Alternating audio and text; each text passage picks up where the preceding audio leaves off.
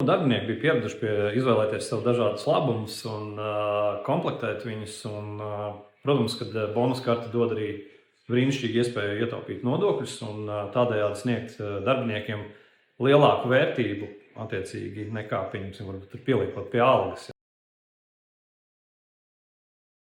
Tas būtu jāizvērtē, jo tad ir jāsaprot, kādas būtu tās administratīvās izmaksas, protams, jā, un cik tas ieguvums vairs tad paliek liels, jā, jo, pieņemsim, ja tas tur ir jāveido kaut kāda sava sistēma, kā to administrēt, tad tas, protams, ka tādiem mazākiem uzņēmumiem varbūt sarežģīt to visu procesu.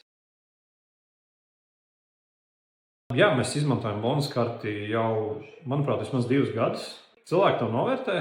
Tas ir viens no tādiem foršiem labumiem, jo to katrs var izmantot pēc saviem ieskatiem. Tā skaitā arī šādā, pieņemsim, mūsdienās hibrīda darba režīmā, to var izmantot arī, pieņemsim, kaut vai ēdināšanā, pasūtot uz mājām Bolt.